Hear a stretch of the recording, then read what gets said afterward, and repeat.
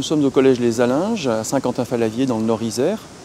Le cadre est assez bucolique, champêtre. On n'est pas pour autant dans un milieu rural. C'est la ville nouvelle, à côté de l'île d'Abo. Donc avec une population très mélangée sur le plan social. Des familles agricoles, rurales, mais aussi d'autres qui travaillent sur Lyon, des cadres, des enfants d'ouvriers. Et on est dans une REP, donc vraiment pas un public privilégié. Donc notre établissement utilise un ENT, un environnement numérique de travail, depuis 3 ans. Globalement, ça marche bien. Tous les adultes l'utilisent quotidiennement et aussi, bien évidemment, les élèves et les parents. Au total, chaque jour, en moyenne, il y a environ 150 utilisateurs qui se connectent au moins une fois sur l'ENT. Donc je vous invite à venir voir un petit peu comment ça se passe.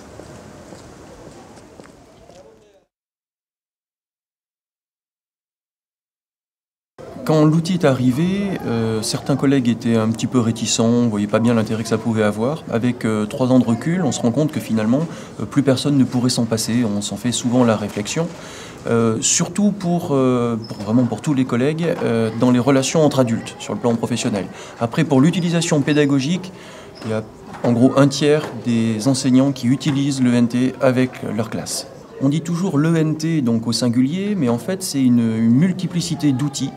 Et chacun peut faire cet outil à sa main, utiliser telle partie et pas telle autre, l'utiliser à 100%, à 20%, et tout le monde ne l'utilise pas de la même façon. La participation, l'utilisation des élèves dépend aussi de leurs enseignants. C'est-à-dire que s'ils ont un prof qui les incite à le faire, ils le font quand même très volontiers, c'est vraiment quelque chose qui leur plaît. Si ils n'ont aucun enseignant qui les amène à le faire, ils ne le font pas. Oui, les adresses. Pour chaque classe, j'ai créé un groupe de travail dans lequel il y a les élèves de la classe et moi. Donc groupe 6e 3, Histoire Géo par exemple. Donc tous les membres du groupe, les élèves comme moi, peuvent déposer des documents de leur production personnelle ou alors qu'ils ont trouvé sur Internet.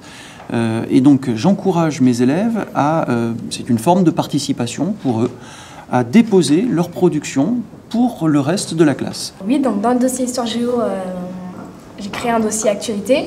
Donc en fait, c'est intéressant parce qu'on met en lien tout ce qui se passe dans la vie courante et ce qui se passe en Histoire Géo dans les cours. Donc j'ai mis le sommet de l'OTAN, j'ai mis l'ONU aussi.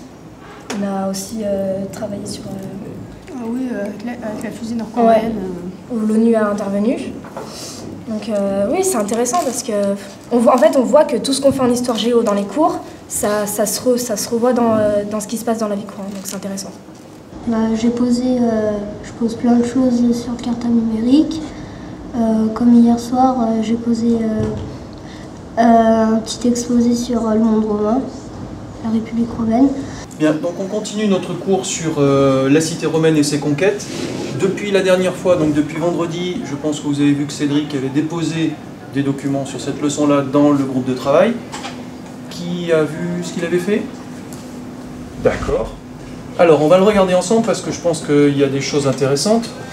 Alors, il a annoncé plusieurs mythes et puis il parle que d'un seul, celui de Romulus et Rémus, l'été par la Louve. Mais bon, c'est déjà bien. Laura, tu avais d'autres commentaires à faire sur ce que Cédric a fait? Alors. Moi, je trouve que c'est bien et c'est vachement ce qu'on fait en Histoire Géo, donc c'est bien le sujet, quoi. Quel rapport? Qu'est-ce que tu as reconnu? Bah, déjà la carte, les conquêtes romaines et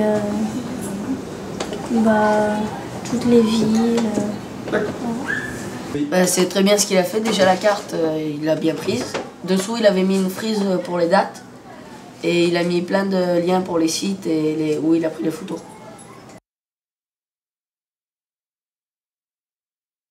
L'ENT propose un outil de forum donc, qui permet de mettre les élèves en situation d'argumenter et de s'exprimer sur un sujet donné. J'avais proposé par exemple en éducation civique un débat sur le vote des étrangers.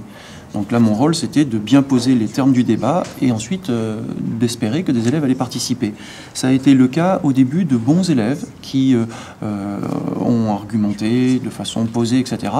Déjà quand on est sur le forum devant notre ordinateur on peut plus y réfléchir alors qu'en classe On lève le doigt, le professeur nous donne la parole et c'est un peu instantané. Et ensuite, on a vu s'impliquer des élèves, on va dire, plus en difficulté et qui se sont impliqués par leur situation personnelle. J'ai plus participé au forum sur le droit de vote des étrangers en France parce que, étant étranger, je me sens un petit peu concerné.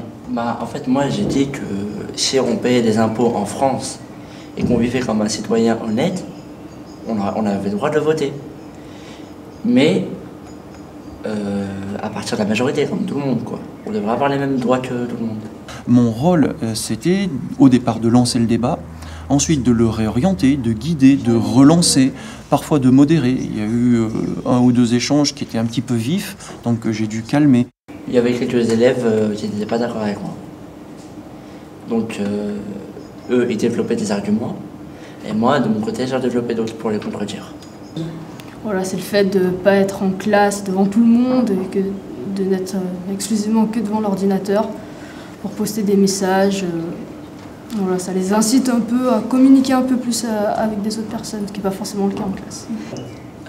En fait, si on l'aurait fait en classe, ça aurait été un petit peu moins bien que de le faire derrière chez nous. Parce que en classe, on n'a pas les mots directement qui nous viennent à l'esprit. L'ENT m'a permis également de changer en grande partie la façon d'évaluer les productions écrites de mes élèves. Je leur propose par exemple de refaire à la maison leur production. Je parle des élèves de 3e. Ils ont fait en classe en temps limité un travail que je note et ils ont la possibilité de le refaire sous forme numérique. Voilà, donc là par exemple en consultant ma messagerie, je reçois un message d'un élève qui me dit « c'est avec retard que je vous joins mon DS refait, j'en suis vraiment désolé, j'espère que c'est pas trop grave ». Après, la correction de la copie change aussi de signification parce que c'est sa version 3, c'est la 2e fois qu'il refait le devoir, donc j'ai sous les yeux sa première copie, donc je peux revoir rapidement les erreurs qu'il avait commises. Ensuite, je regarde la version 2 et la version 3 et je peux voir l'évolution et lui donner des conseils très précis sur ce qui va et ne va pas et qu'il faudra améliorer. Et une fois que j'ai corrigé la copie, je remplis la grille de compétences, très simplement avec un code de couleur jaune, rouge, vert, pour dire si ça va ou si ça ne va pas.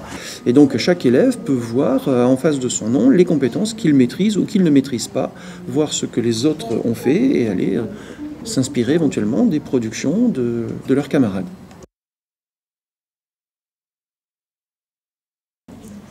Au-delà de ces avantages vraiment pédagogiques, on se rend compte que les élèves vivent quotidiennement dans un monde numérique, vont travailler dans un monde numérique, et utiliser avec eux un ENT multiplie les occasions de les former, de leur faire prendre conscience des risques humains et techniques, des règles également qui existent dans le monde de l'informatique, les droits d'auteur, etc. Donc de valider les compétences B2I et de les préparer à ce monde dans lequel ils vivent déjà.